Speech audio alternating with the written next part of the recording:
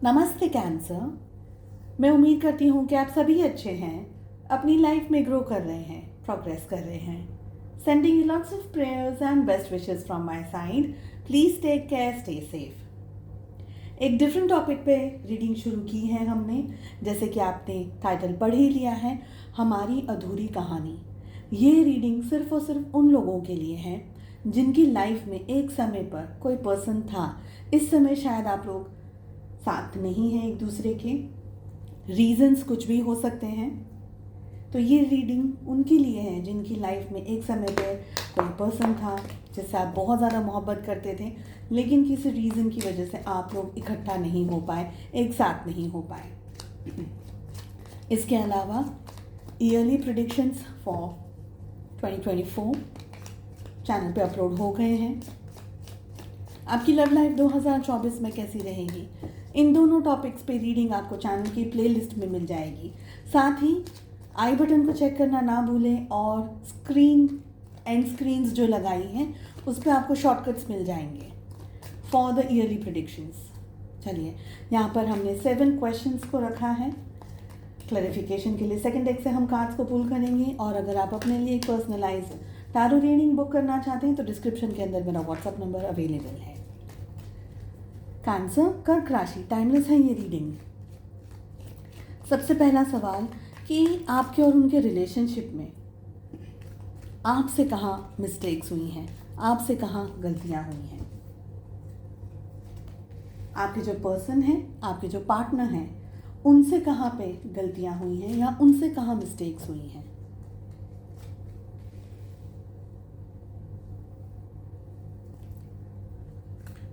आप क्या कर सकते हैं अब इस रिलेशनशिप को सुधारने के लिए या इस रिलेशनशिप को ठीक करने के लिए। कुछ कर भी सकते हैं या नहीं, that is a third question. आपके पार्टनर क्या कर सकते हैं इस रिलेशनशिप को सुधारने के लिए या संभालने के लिए। जस्ट इन केस अगर आप लोगों के बीच में अभी भी थोड़ी बहुत बातचीत चल रही है तो आप इस वीडियो को शेयर भी कर सकते हैं।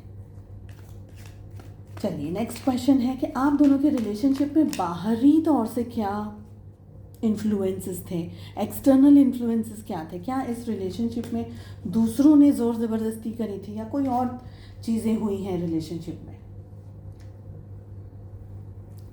नेक्स्ट क्वेश्चन, क्या ये रिश्ता अब भी सुधर सकता है, संभल सकता है, बच सकता है। एंड लास्ट क्वेश्चन, क्या सच में आपको अब भी इस रिश्ते को बचाने के लिए मेहनत करनी चाहिए, टाइम देना चाहिए, अपनी एनर्जी देनी चाहिए। ओके, क्लैरिफिकेशन के लिए सेकंड डेक से कार्ड्स को पुल करेंगे। टाइमलेस है ये रीडिंग। सबसे पहला सवाल, आपसे क्या गलतियां हो गई हैं इस रिलेशनशिप में। देखिए, कुछ बातें तो आपकी भी गलत थी। 3 ऑफ सोर्स की एनर्जी आ रही है समवेयर। मुझे लग रहा है आपका तो दिल टूटा ही है, लेकिन शायद आपने भी कुछ गलतियां की हैं। आइदर आपने बहुत ज़्यादा अपने पार्टनर को सर पे चढ़ा करके रखा, बहुत ज़्यादा उनको एनर्जी दी अपनी तरफ से। सेकंड, आपने खुद की वैल्यू नहीं की। थर्ड, आपको लगातार ये बताया जा रहा था या आपको समझाया जा रहा था या आपको खुद को एहसास हो रहा था कि इस रिश्ते में कहीं ना कुछ गड़बड़ है, लेकिन आपने उन सारी चीज़ों को अनदेखा कर दिया। ठीक है। फोर्थ, आप बहुत ज़्यादा लॉजिकली चीज़ों को देख रहे थे, ओवर गिविंग एनर्जीज जिसे हम कह सकते हैं। ठीक है।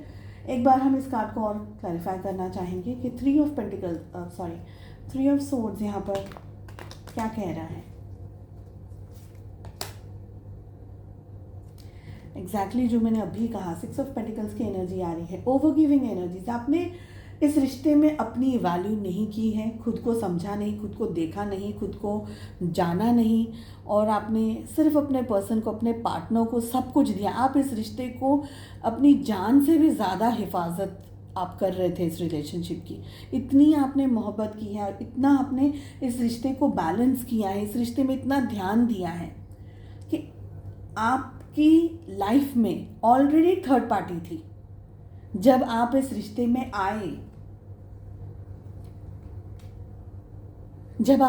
में आए, तब ऑलरेडी आपकी और इनके आपके पार्टनर की लाइफ में ऑलरेडी एक थर्ड पार्टी थी, बट शायद आपको या तो वो थर्ड पार्टी के बारे में मालूम नहीं था, या अगर आपको मालूम भी था उस थर्ड पार्टी के बारे में तो आप कुछ उसके लिए कर नहीं पाए, आप उन चीज़ों को संभाल नहीं पाए। ठीक है, तो कुछ कुदरती तरीके से चीज़ें हुई हैं। मैं ये नहीं कह रही हूँ कि आपकी ही गलती हुई है यहाँ पर कुछ चीज़ें ऐसी हुई हैं जिसको आप संभाल नहीं पाए, बिकॉज वो संभल ही नहीं पाई, बिकॉज आपने अपना सर्वस्व इस रिश्ते में इस पर्सन को दे दिया। आपके पार्टनर से कहाँ गलतियाँ हुई हैं, कहाँ मिस्टेक्स हुई हैं, बिल्कुल यही एनर्जी है, बिल्कुल 100%। 7 ऑफ कप्स, आपके पार्टनर का बिल्कुल ध्यान नहीं था आपके ऊपर 100%, क्योंकि यहाँ पर ऑलरेडी 3 ऑफ सोर्ड्स आ गया है। इन्होंने आपकी वैल्यू नहीं की है, इन्होंने आपका ध्यान नहीं रखा, इन्होंने थर्ड पार्टी की वैल्यू सबसे ज़्यादा की है। थर्ड पार्टी का इनकी ज़िंदगी में बहुत सारी चीज़ें थी, सबसे ज़्यादा चीज़ें थी। हो सकता है कि आपके पार्टनर घर पे ही हो, सो रहे हो, आपको टाइम नहीं देना चाहते, वक्त नहीं देना चाहते और जस्ट झूठ कह रहे हैं या मल्टीपल बहाने बना रहे हैं कि मैं बिज़ी हूँ, मैं ऑफिस में हूँ या XYZ, और भी बहुत सारी ऐसे बहानों की इनने लाइन लगा दी हो। ऐसी एनर्जी यहाँ पर आ रही है। इन्होंने आपको ठीक से ट्रीट ही नहीं किया, मगर आपका जो प्यार था इनके लिए एक ऐसा प्यार था कि आपको लगा कि कोई बात नहीं, समय से ठीक हो जाएगा, सब कुछ अच्छा हो जाएगा, सब कुछ ठीक हो जाएगा। तो आप इनके पीछे दौड़ते रहे, भागते रहे ताकि ये रिश्ता संभल जाए, रिश्ता सुधर जाए। आप में से बहुत सारे लोग मैरिड कपल हैं जो शायद इस समय रिलेशनशिप में नहीं है, और आप लोगों नो वंडर यहाँ पर एक्सटर्नल इन्फ्लुएंसेस में देखिए आप क्या एनर्जी आती है। लेट अस सी आप क्या कर सकते हैं। अब क्या कर सकते हैं आप? सबसे पहले आप क्या कर सकते हैं? आप सबसे पहले अपने करियर में अपने बलबूते पर खड़ा होना है आपको। पेज ऑफ पेंटिकल्स, आपको सबसे ज़्यादा, आपने अब तक जो भी हुआ रिलेशनशिप में, सही हुआ गलत हुआ, आपकी गलती इनकी गलती, सर्कमस्टांसेस की गलती, जो भी, लेकिन अभी आपको अपने बलबूते पे खड़ा होना है। आपको पैसे कमाने हैं, चाहे आप छोटा कमाएं चाहे बड़ा कमाएं। मैं ये नहीं कह रही हूँ कि आपको 2 दिन में एकदम ऐसे मिलियनर बन जाना है, मैं ये नहीं कह रही हूँ, लेकिन अपनी वैल्यू करिए। इस रिश्ते ने आपको बहुत कुछ सिखाया है, इस हार्ट ब्रेक ने, इस तकलीफ ने आपको बहुत कुछ सिखाया है, और उन सब चीज़ों को अब आपको ध्यान में, उन सारे एक्सपीरियंस को, उन सारे सौरों को, उन सारी तकलीफ़ों को अब अपनी स्ट्रेंथ बनानी है, अपनी ताकत बनानी है। रोना नहीं है, रो करके चीज़ें नहीं संभल सकेंगी, नहीं सुधर पाएंगी।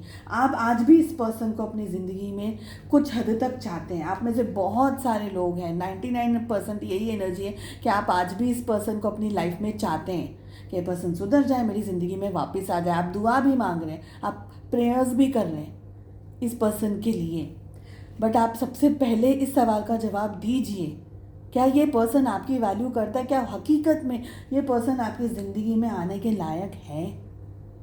अगर है, सबकी आंसर्स अलग अलग होंगे तो बात अलग आती है। ठीक है, आपको क्या लगता है कि वो सुधर जाएंगे, वो संभल जाएंगे, वो आपकी वैल्यू करना सीख गए होंगे? वेल, वील सी। ठीक है, आपके पर्सन क्या कर सकते हैं इस रिश्ते को संभालने के लिए? बिल्कुल कर सकते हैं, बिल्कुल कर सकते हैं। आपके साथ में देखिए एस ऑफ वॉन्ड्स की एनर्जी आ रही है, वॉन्ड का कार्ड आ रहा है, एक ऐसी एनर्जी, एक ऐसा कार्ड, ये पर्सन चाहे तो ये पर्सन आपके रिलेशनशिप में फिर से वापस आ सकते हैं, अप्रोच कर सकते हैं आपको, आपसे बातचीत कर सकते हैं, चीज़ें ठीक कर सकते हैं अगर ये पर्सन सच में चाहे तो। ठीक है, मगर आप, ये पर्सन सपोज आ भी जाते हैं, मगर आप इस एनर्जी में, पेज ऑफ पेंटिकल्स, ऐसे ही जो एनर्जी थी उसी एनर्जी में रहेंगे, तो ये ज़रूरी नहीं है कि ये पर्सन आएंगे और स्टेबल रहेंगे आपकी लाइफ में। वापस से इश्यूज क्रिएट करके पर्सन और आपके बीच में वापस कॉन्फ्लिक्ट हो सकता है। अगर ये पर्सन चाहे तो ये वापस से न्यू स्टार्ट, न्यू बिगनिंग कर सकते हैं, आपकी ज़िंदगी में वापस बाहर लेकर के आ सकते हैं, ये पर्सन कर सकते हैं। और आप में से बहुत सारे लोगों के लिए आपके पर्सन की ये दिल ख्वाहिश भी है, क्योंकि मुझे लगता है उनको कुछ ना कुछ तो समझ आ गया है। 7 ऑफ कप्स, अपनी एनर्जी उनने सब जगह दी और आपकी वैल्यू नहीं की, आपकी रिस्पेक्ट नहीं की। तो जब आप है नहीं उनकी ज़िंदगी में इस समय, तब उन्हें समझ में आ रहा है कि आटे दाल का भाव क्या है। ओके, लेट अस सी कि आप दोनों के रिलेशनशिप में क्या है एक्सटर्नल इन्फ्लुएंसेस, बाहर की साइड से क्या हुआ है।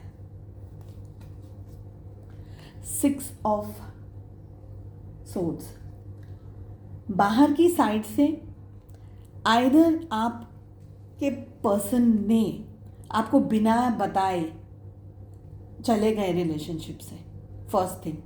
सेकेंड थिंग, इनको बुला लिया गया हो, जैसे भाई फैमिली बोल रही है कि आप दूसरे शहर में हो, इस तरफ आ जाओ, ठीक है, जॉब कहीं और मिल गई, करियर कहीं और सेट हो रहा था, कोई और बहुत ज़्यादा अच्छी चीज़ें दिख रही थी, तो इन्होंने ये सोचा कि मैं उस दूसरी चीज़ को, XYZ चीज़ को मैं ले लूँ, और इन्होंने आपको डिच कर दिया, धोखा दे दिया। झूठ तो डेफिनेटली है यहाँ पर, झूठ तो डेफिनेटली बोले, ये बिना बताए मुंह छुपा के चले गए आपको छोड़ करके, ये वाली एनर्जी दिख रही है, ठीक है। और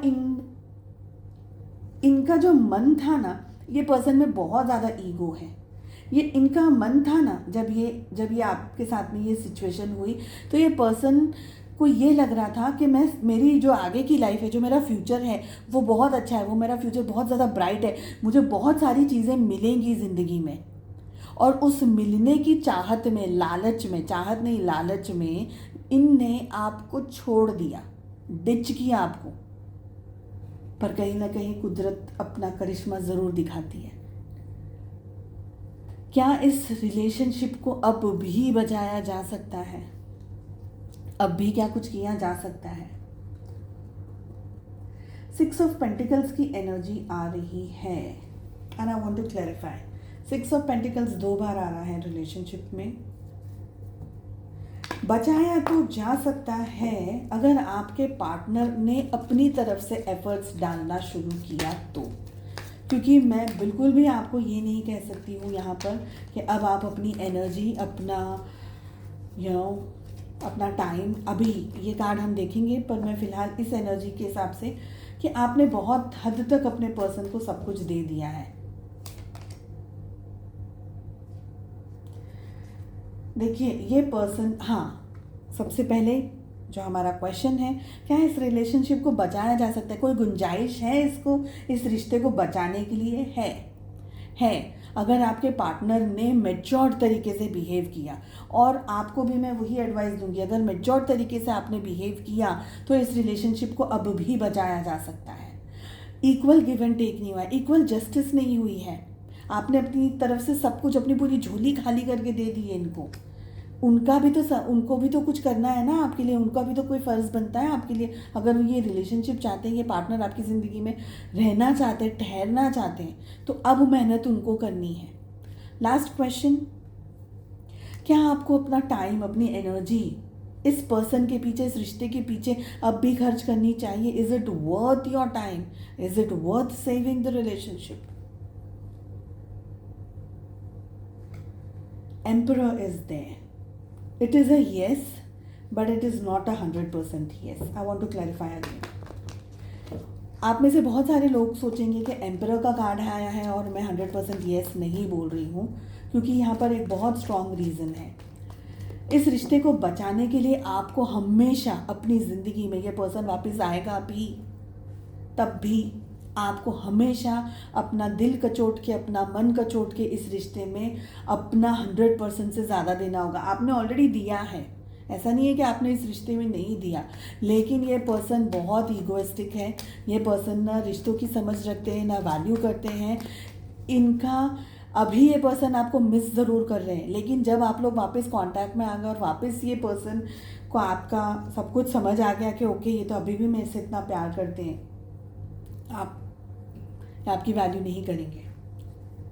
is it worth saving the relationship? The answer is yes, it is yes. We have 9 of pentacles, ठीक है। आपको समझना होगा कि ये पर्सन अगर आपकी लाइफ में वापस आ जाते हैं तो आपको बाउंड्रीज क्रिएट करनी होगी ताकि दूसरी बार आपको चोट ना पहुंचे। हाँ, इस रिलेशनशिप में अब भी उम्मीद बाकी है, अभी भी इसमें बहुत सारी गुंजाइशें हैं कि ये रिश्ता सुधर सकता है, संभल सकता है और फिर से बन सकता है। बट आपने जो भी एक्सपीरियंसेस लिए हैं अपनी ज़िंदगी में, उससे बहुत कुछ सीख करके आप डिसाइड कर सकते हैं। मैं उम्मीद करती हूँ कि ये रीडिंग, ये टॉपिक आपके लिए हेल्पफुल रहा है। एंड प्लीज़ आप चैनल को सब्सक्राइब कर दीजिएगा, साथ ही इस तरीके की रीडिंग को फॉरवर्ड करिएगा या शेयर करिएगा ताकि जिनको ज़रूरी है उन तक ये मैसेजेस पहुँचें।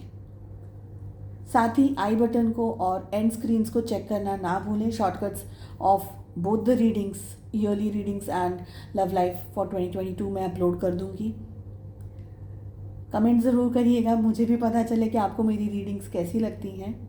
And I wish you all the very best. अपना बहुत ज़्यादा ध्यान रखिएगा। हम मिलते हैं नेक्स्ट रीडिंग में। Take care, bye bye.